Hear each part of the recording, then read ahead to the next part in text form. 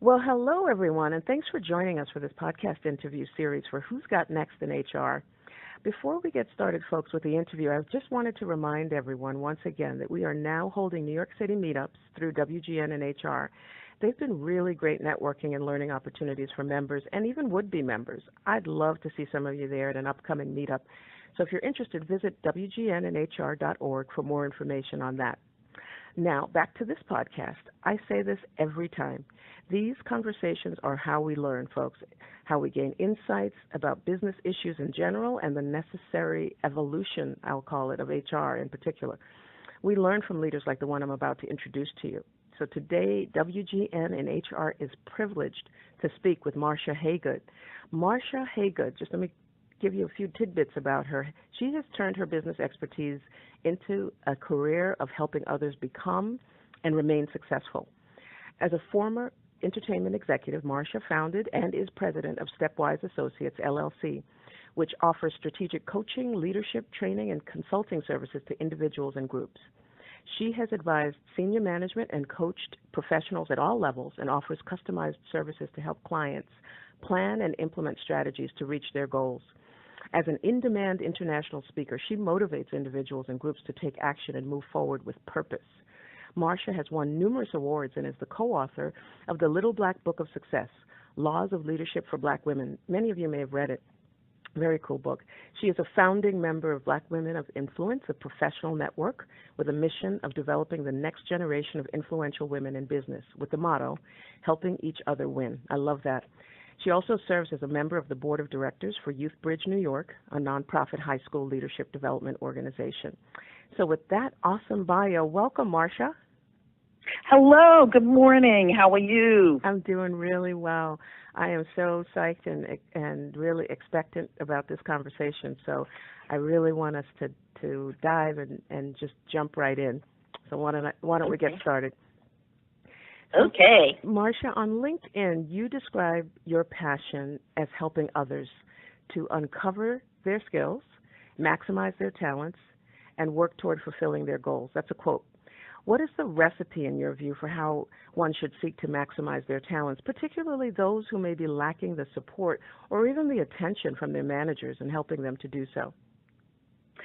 Joe, I think that's such a good question. And I sometimes get in debates about this, but I think that we have to be a CEO of our own life, and that we have to uncover and maximize our own skills. We cannot, it's not the responsibility of our managers. Nice if we get their support, but it's up to us to know and to take ownership and accountability for our own success. So I say that people have to actually assess what they do well, assess what they don't do well, and decide if they want to get better at it. And they have to plan for their success. They have to think about what it is that success means to them and what they might need to do. What habits do they have? What values do they have? What attitudes do they demonstrate? Who they know? Who they need to know? All of those things are things that we have to do for ourselves. We get support from others, but it's not up to others to determine those things for us. And I have to tell you that I talk to my clients all the time, and oftentimes they don't know what they want. What do you want to do next? Where do you want to go with this? And they look at me like a deer in headlights.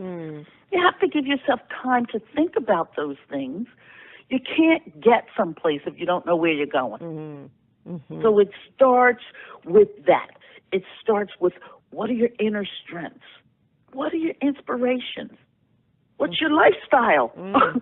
Are you supporting? Are you doing what you say you want to do? Or are you trying to do what you say you want to do? So I think all of those things come in play, and helping you uncover those things. I'm not judging my clients. I'm asking them to think about it. So I ask the tough questions to help them uncover those skills and talents that they already have. And I tell you, oftentimes they are doing things that are really accomplishments that they don't even think about. They take them for granted. You know, we oftentimes we're told not to brag, so we just do what we do and we do it well. But you know, we need to use those as sort of, I call them brag bites, to sort of think about those accomplishments, whether they're at work or in our communities, in our personal lives, and put them together as part of our own accomplishment and as part of our own brand. Nice. That is so, you know, I actually take that for myself as well as I listen to you, and I'm hoping that our listeners find themselves in that answer, because I think you hit on something that's really powerful, the fact that particularly, I'm going to call us out a little bit, as women, we're not always that good at just kind of collating our accomplishments and packaging them and talking about them. We're not really that good at that. And the fact that we are being challenged by you, you know, in this interview to sort of step back, think about that. Not just women, but certainly everyone. Step back, think about who we are, what we want, how we're hardwired, and then start to articulate that as part of our own personal brand. I just think that's so powerful. So I take that as a personal challenge, Marsha. Good. Yeah. So let's keep going deeper. So, you know, I want to always challenge our members and our listeners to not just repeat the words and the terminology that we hear out in the field. And strategic business partner is one that we hear so often. And I always want those things to mean something. There's so many different definitions of strategic business partner. Marsha, can you share yours, your own unique definition, and how you view this role in terms of how it should operate with the C-suite leaders in an organization? Oh, absolutely. First, let me tell you that I was a coach as the executive vice president of human resources when I worked in the corporate world. My responsibility was to coach the C-suite, to coach the senior staff. And my role is really as a strategic thinking partner to listen, to ask questions, and to help individuals move toward the goals that they set for themselves. To help them visualize what success looks like, to determine their quote-unquote why. Why are you doing what you're doing? Where is it going to get you? Where do you want it to take you? What are those things that are missing? And how do you get those? I help them identify their blind spots. And sometimes that means asking questions like, how interesting or engaging are you? What do you do that makes people want to talk to you? Would you invite yourself to your own party? You know, because sometimes we get in that sort of, as you said, that sort of HR speak. Yes. You know, I like people sort of attitude, rather than thinking about how you sound to the other person. It's the what's in it for them as well as the what's in it for you. So you have to know your brand and how you're perceived. And if you want to change it, you can.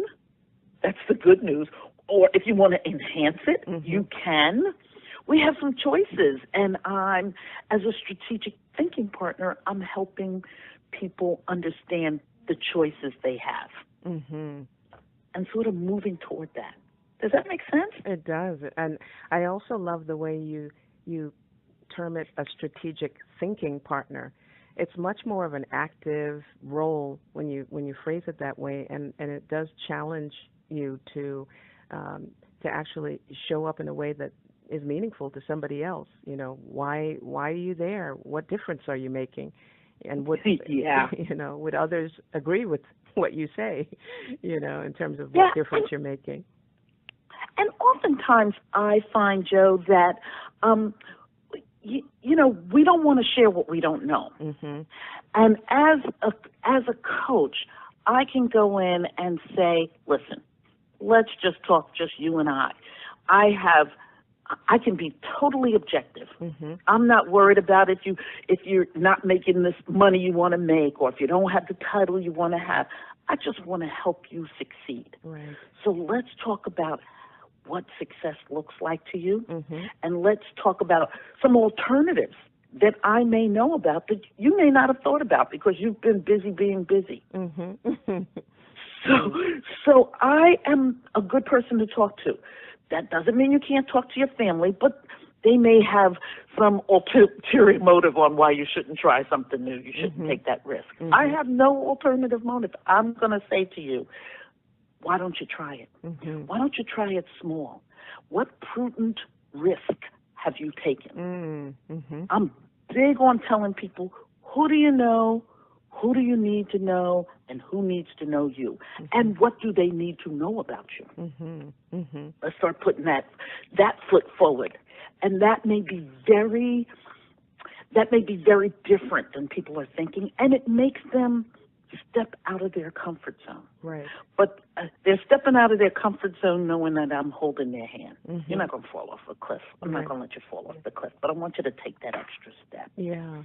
I think that's exactly what a smart strategic business or thinking partner is going to be doing for their clients, whether they're in the C-suite or, frankly, any suite across the organization.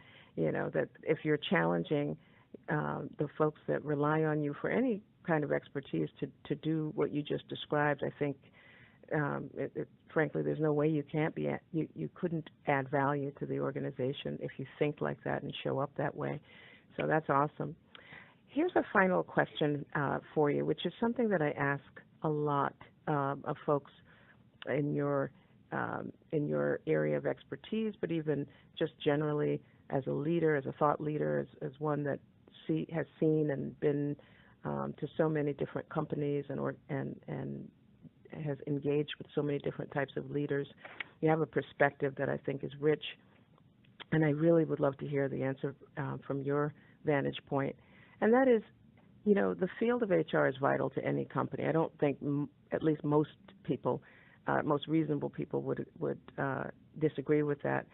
But, HR roles have not yet served as a pipeline to other senior level or, C-suite roles, including, even the top seat, the CEO seat. They haven't been a pipeline. And how then can HR leaders and doers differentiate themselves to be seen as what I always say, as business leaders first, HR leaders second, as they strive for those new levels? I mean, and don't hesitate to give us some tough love as you think about what we as HR leaders need to do differently to be part of the consideration for those pipelines. Okay, here comes the tough love. Okay. I think first that we need to think about how we show up. And what do we know about the business? It's not enough to just be an HR practitioner unless that's all you want to be. Right. If you want to be a business partner, that means you have to know the business.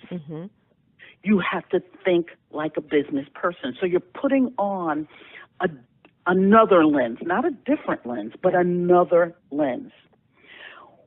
What does your company do? What trends are there that's affecting your business? Here's a question that a lot of people, can't answer. Who's your competition? And what are they doing differently than your company that you can borrow from? Right. Who's the best in your industry? What can you learn from them? What business people are in the organization that the CEO listens to? And when's the last time you listened to them? Watch. Pay attention. You have the opportunity. Usually, HR people have the opportunity to talk to almost anyone in the company. Right. But you can't just be talking about what interests you. You can't be talking about performance appraisals when you know no one wants to do them anyway. Right. Talk about something that's of interest to them. raise your hand for projects outside your comfort zone so that you can show you're willing and capable of being a business partner. What events do you attend? If every event you attend is an HR event, you're only going to be talking to HR people. When's the last time you read a book on sales? Joined one of the groups on LinkedIn? Now you can just join these things. Right. Listen to what people are saying in other areas. What business publications do you read? Who do you know outside of the company that's in a different area that you can talk to? These things are things that you control. This is not your manager, remember, giving you support. This is you doing this. You have to start talking like a business person to be considered a business person. I like to raise the hand for things outside your comfort zone. You know, people want to do, companies want to do things, and they always say, we'd love to do that, but we don't have anybody to do them right now. We're too busy. I'm like, I'll do it. And guess what? Chances are, if they're not doing it, they can't even tell you that you're doing it wrong because nobody has done it before. You have free reign. Try it. Step outside of your comfort zone. And, you know, I say this so often because, you know, everyone's busy. And everyone says they're busy. But if you look back at all the things that you're busy doing, half those things nobody cares about. Just understand, half those things nobody cares about. Those are just routine things that we've always done, and we've done it this way. And, you know, try something different. I'm a little bit of a renegade when it comes to that. And I know it. But guess what? It has moved me up the corporate ladder. That's right. Quite nicely. That's right. That's exactly right. And I think that's why we need to listen to this kind of advice, folks, because you know what Marsha's saying is what I mean it resonates so loudly with me. The notion of stepping outside of your comfort zone and doing things that are not necessarily your day job or what your functional area of expertise is so important. I often say that one of the most important things HR folks will do going forward, if you want to think about trends and the future of this field, it will be getting yourself involved in and doing things that have absolutely nothing to do with HR.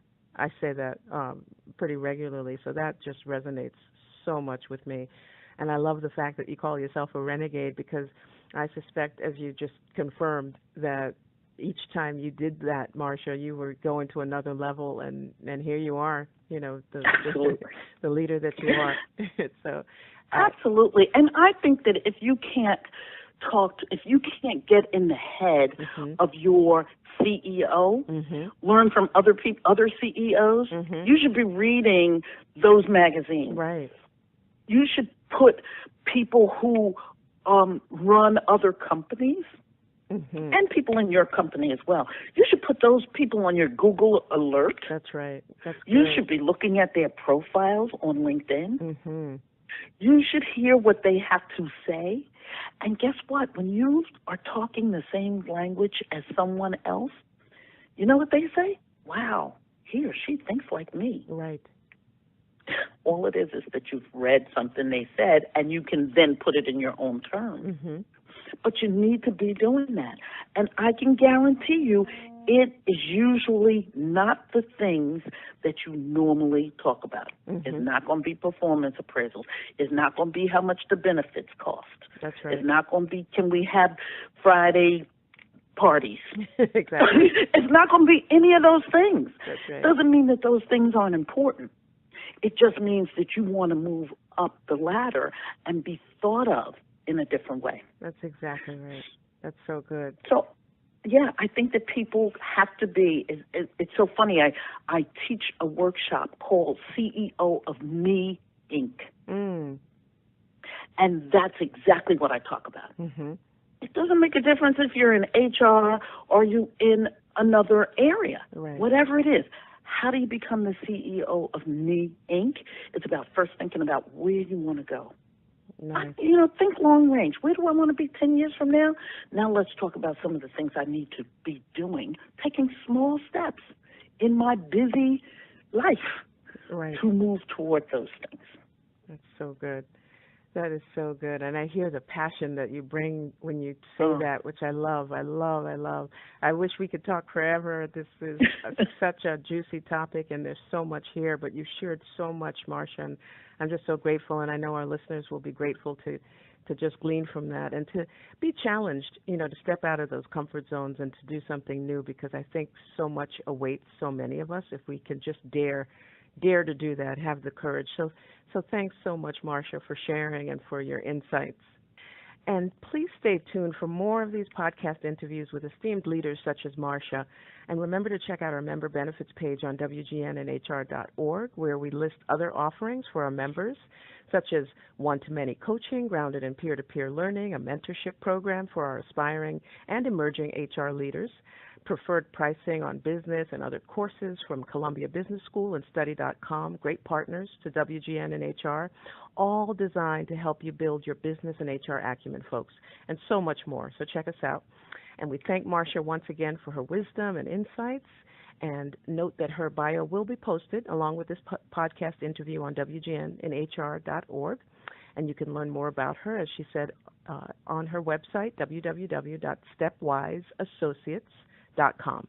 To our podcast listeners and WGN and HR members, keep up with us on the site for other updates as we continue this movement. I love to call it a movement for HR.